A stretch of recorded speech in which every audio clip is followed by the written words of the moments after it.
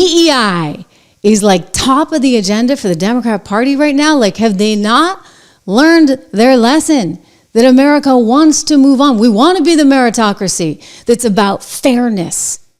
And you work hard, you get ahead, and you can't fix things after the fact. You got to actually do the hard work early on. And as a society, that's going to mean dealing with communities that have been so disserviced by these lousy politicians for so many years. Anyway, they don't get it. Here's a DNC forum where they're actually trying to double down on this stuff. Racism has not gone away since 20 people of African descent came upon these shores at Jamestown, Virginia in 1619. And it's going to require us to think and behave in a new way. It is systemic, it is structural. When it comes to addressing diversity, equity, inclusion, access, and belonging, that is for all people of the United States, that must come across the voting line as well. This is everyone's America. Our story has a new form of glory that must come to our shores as well. Oh dear. So she's up for getting the top job there at the DNC. So you can see where that's heading. In the meantime, Donald Trump coming out saying, forget about DEI, forget about diversity, equity, inclusion. Like, this is pretty simple. You just need the best people in the best jobs. And when it comes to, for example, the FAA and who's running all the flight controls behind the scenes, like, we don't have time for this DEI stuff. We just need people who can actually do the job. Thank you very much. We need the smartest people. We need both psychologically smart and just brilliant, period. And we are going to have them in our control towers. We are going to have the most competent people in the country in our control towers, not people that are there for any other reason. It's amazing that that's so controversial, right? Why can't you just say, in the spirit of Martin Luther King Jr., by the way, that you value somebody for their contribution? If they're good at their job, they're good at the job. You're not seeing color, right? You want to be colorblind. It shouldn't matter. But they're trying to correct all this stuff after the fact. Again, instead of doing the hard work early on, going into the schools, praising communities, valuing things like a family unit and 2 parents in a household. Instead of doing that, they're trying to fix it after the fact. And then when he dares to say this, oh my gosh, it's like he's got to get a new Jim Acosta over there at CNN. Caitlin Collins challenged him on this. He wasn't too happy. He seemed a little disappointed in her, actually. We don't even yet know the names of the 67 people who were killed, and you are blaming Democrats and DEI policies and air traffic control and seemingly the member of the U.S. military who was flying that Black Hawk helicopter. Don't you think you're getting ahead of the investigation right now? No, I don't think so at all. I don't think with the names of the people, you mean the names of the people that are on the plane? You think that's going to make a difference? Does it comfort their families? They are a group of people that have lost their lives. If you want a list of the names, we can give you that. We'll be giving that very soon. We're in coordination with American Airlines. We're in coordination very strongly, obviously, with the military. But I think that's not a very smart question. But are you I'm surprised coming from you. Are you blaming your Not a very smart question. I'm surprised coming from you. Here's the thing. I'm going to tell you something about Donald Trump.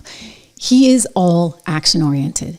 So sure, okay, some people are like, well, couldn't he have just, and I see it in your comments too, guys. I know that like some of you are like, God, did he really have to go there right away? And the thing is for him, and I know this about him because I've known him for many years and have had a lot of conversations with him over those years. He takes anything that happens under his watch very, very seriously. I remember once saying, why are we pulling these troops out of Syria? And he got really kind of angry with me. This is on a phone call.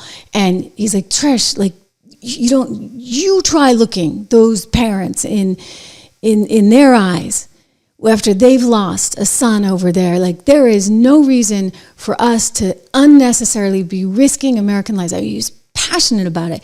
And then there were other times, for example, having an interview with him once, and he was supposed to meet with some families who had lost their their sons, and it was like so important. He was really kind of rushed. He's usually not, like he'll like talk to you a bit, but like he had to get out because he wasn't going to be a second late for those families. And I'm telling you, like he takes a lot on, right? He wants to be able to say, look at GDP, look at the unemployment rate, it's coming down, inflation's coming down, we're doing great, we're safer, we're better. And when it's not that way, he takes it on personally, which actually is a good thing.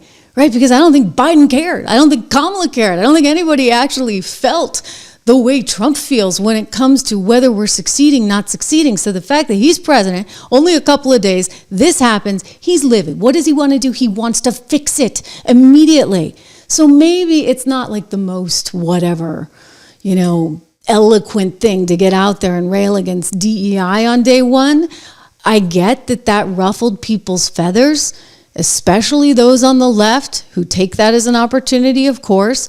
But he's just being a realist. This is not like a political opportunity. He's literally saying, we need the best people, period. I can't believe this happened. It never should have happened. It never wanted to happen again. That's his message, all right? And when you look at whether or not we have the best people, I think it's in doubt. So there's a lawsuit that was filed last year claiming that basically people that were highly qualified for FAA air traffic controller positions were not getting hired.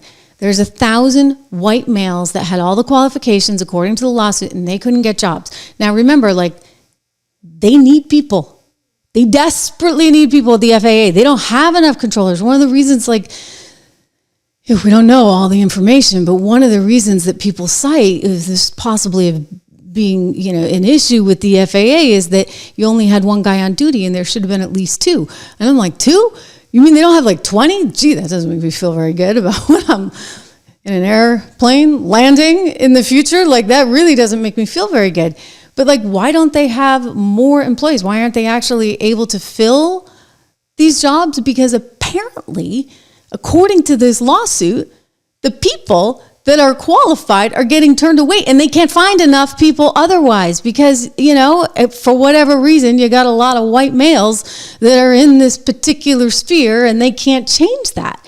So instead, they're doing this big diversity push and they want to hire people with, according to Fox News, this article came out literally, oh my gosh, this is days ago, right? Days ago. People have been warning about this, by the way, for a while. Let me be very, very clear. And so they had this effort to bring in people with severe intellectual and psychiatric disabilities. What?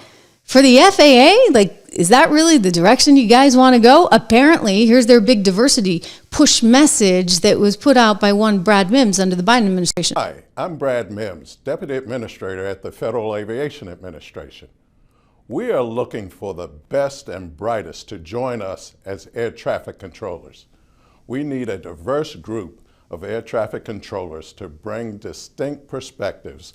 I know it's hard to hear. I can't change that, so just turn up the volume just a little bit if you could. To handle the ever-changing aerospace landscape. I'm calling on students and alumni from HBCUs, Hispanic serving institutions, and tribal colleges to apply now to become air traffic controllers. I don't want anyone interested to miss out on this amazing career opportunity. Make sure you complete your full application during our application window. The short application window ends on May 8th. We need a diverse, next-generation air traffic workforce with people from all backgrounds. So apply now. Maybe you just need people that can do the job. We talked about this yesterday. If you were to go out and say, okay, I'm a company or a government organization, and I need to hire people whose last name begins with a D, and I'm only going to hire people whose last name begins with a D. What are you doing? You're limiting your pool. You don't have as many people because you're only looking for people that have a last name that begins with a D. And so consequently, you get them in there and you're like, okay, this will work. I mean, maybe they're not perfect for the gig, but this will work. And you convince yourself, you convince the organization, you convince them, it'll work. But maybe it just wasn't meant to be. Maybe you're actually forcing it. Maybe they'd be better in a different gig.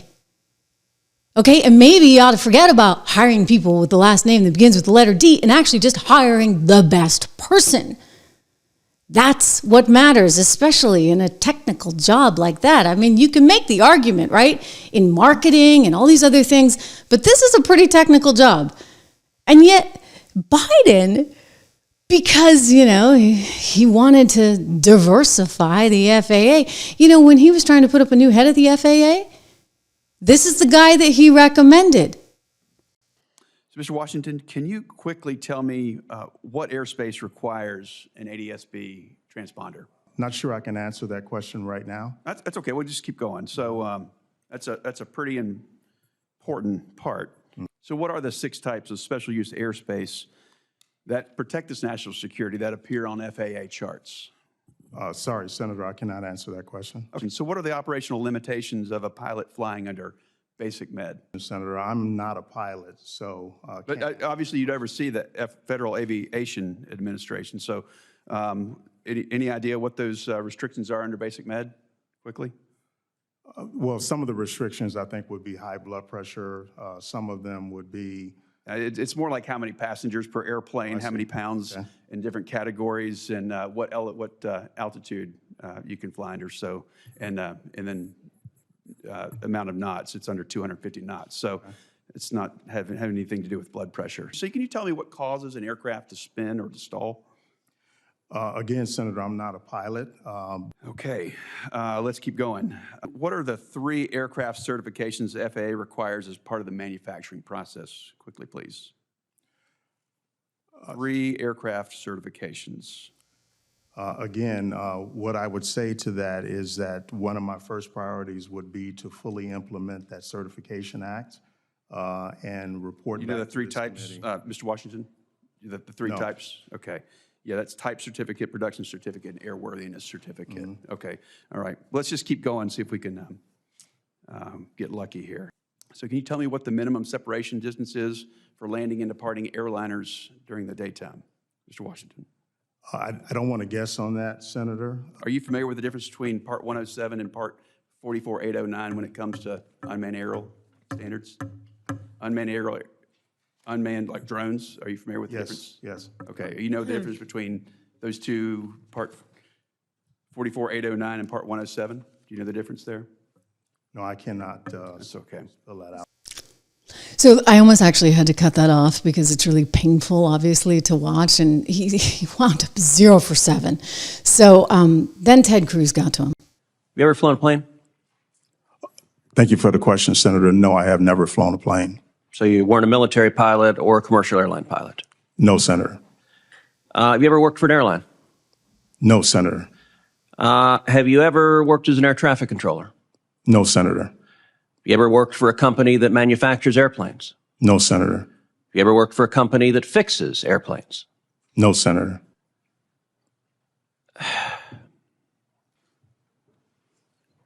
FAA administrator is a specialized position. I'm not qualified to be FAA administrator. I have no idea how to fly a plane. No one in their right mind would put me in charge of aviation safety because I don't have that experience. I suspect most of the members of this committee are in a similar position. The American people, when they think about aviation safety, when they think about, I played in this committee, a Southwest Airlines and FedEx plane almost colliding at Austin's airport. They want an FAA administrator who knows why those planes crash and knows how to fix it to keep them safe. And with all respect, Mr. Washington, it gives no comfort to the flying public that their pilot might be a transgendered witch, but doesn't actually know how to prevent the plane from crashing into the ground and killing them. I believe your record is woefully lacking. And in fact, you have 0 aviation safety experience. Oh my gosh, did he really say that, transgender witch? Look, I mean, it's like putting me as head of the FAA. Like, you know what? I got a lot of things I do well, but I know nothing, literally nothing about planes. I'd be the same way up there. I mean, I'm kind of looking at this guy and saying, okay, Mr. Washington, didn't you think that maybe this might be a little controversial since you really don't know what you're doing? Anyway, they put somebody else in. Thank goodness. But, it gets back to why are we doing this? Shouldn't we just have the best people? Pete Hegseth, I love this. I'm going to play this clip again because he said it on Jesse's show the other night, and it's meaningful. I want you to hear this because he says diversity is not our strength. And guess what he says is? What's happening with DEI? How's that going at the Defense Department? Well, DEI is not going well at the Defense Department because it's dead. We will, as the president said in his inaugural, we will be merit-based and colorblind, and that is the case at the Defense Department. DEI is going to be ripped out root and branch because we want everyone treated equally with high standards and held accountable with warfighting, lethality, and readiness front and center. We don't have time for emphasizing differences. Jesse, one of the dumbest phrases in military history is our diversity is our strength. Our diversity is not our strength. Our unity and our shared purpose is our strength. And the Pentagon is excited to get back to that core mission. It's happening rapidly. The services are responding, and those that don't want to respond can work somewhere else. So diversity, equity, inclusion will not be a part of the Defense Department, not a minute long. But you hear what he said, how unity is our strength? I think that's so true. Like, let's all try to get along together. Let's not keep just dividing. You know what? It's divide and conquer. I mean, that's what they've been trying to do. You know, that's exactly what the DNC is all about. Again, this lady. Racism has not gone away since 20 people of African descent came upon these shores at Jamestown, Virginia in 1619. And it's going to require us to think and behave in a new way. It is systemic. It is structural. When it comes to addressing... You see, they're going to keep promoting this idea because this is their source of power. They keep telling people, you're down because of this reason and that reason. Well, I'm sorry. You know, when it comes to planes, when it comes to medical things, when it, you know, Wall Street tried this. Wall Street tried it. It didn't go so well. So guess what? They bailed on DEI. All these companies saying, no thanks, not working for me, right? Like, it's not working for shareholders. But it's a little different within the context of a Wall Street company versus stuff like this, right? And if you start making exceptions and saying, well, we're going to pass you along in medical school because we just need more diverse doctors, do you really think you want somebody who's not passing the tests in medical school to be operated on you? I don't think so. I mean, this shouldn't be that hard. Like, it's just not. And by the way, it is reverse, or not even. It's just discriminatory. It's actually discriminatory. Not this one. This one. The fact that they're turning controllers away based solely on race is really, really, really disturbing. And you know what? As I read about this case, I was really shocked. I mean, it's very clear that they had their agenda. It sounds like it goes back to the Obama days. And because of that agenda, they weren't willing to actually entertain people who actually knew something about this and really could do the job. And think about that. I mean, that is really disturbing and really, really unsettling. This is one part of the lawsuit. Let me bring this into you so that you can see. Basically, they're saying that 20 years before the Obama era FAA, the Collegiate Training Initiative, known as CTI, is a program that graduated 100% of those who went on to work in their field. However, the aforementioned changes, the changes that they put in during the Obama years that they're talking about, to the hiring process meant that many of these graduates began to be passed over in favor of applicants who had only graduated high school. So imagine, like, you've gone to school for this, like, you're going to be, this is your career choice, you have all the training, but somehow somebody who's only gone to high school gets the gig and you don't, because of Obama's initiatives, which were then carried on by Biden. So it's a group of citizens that we represent. This is the lawyer talking, the thousands of people that didn't get the gigs. Their careers were derailed, their lives were upended, so it's important that we get justice for them, but obviously it's important in cases like this to highlight that, quote, these practices were going on in the federal government and they can still be going on in any agency in America. And so you're in violation of Title VII of the Civil Rights Act of 1964. They apparently created a new kind of test that basically would figure out effectively your race. And if you didn't check the boxes, you didn't get the gig, and that's messed up. I want to give a quick shout out for one of our great sponsors here on the program, and it just reminds me as we talk about education and schools and what people are doing, I want to just mention Grand Canyon University because it's a private Christian university out in Arizona. I love Arizona, by the way, in Phoenix, Arizona, which is where my uncle lives. We have to get him on the show one of these days because he's an economist. He used to run the economics department at the University of Connecticut, and I would love to have him on. So Uncle Will, if you're watching, we're going to bring you on one of these days, okay? He lives in Phoenix, Arizona, and this is where Grand Canyon University is. They believe that we're endowed by our Creator with certain unalienable rights to life and liberty and the pursuit of happiness. At GCU, they believe in equal opportunity and that the American dream starts with purpose. Absolutely. GCU equips you to serve others in ways that promote human flourishing and create a ripple effect of transformation for generations to come. So by honoring your career calling, your impact, your family, your friends, and your community,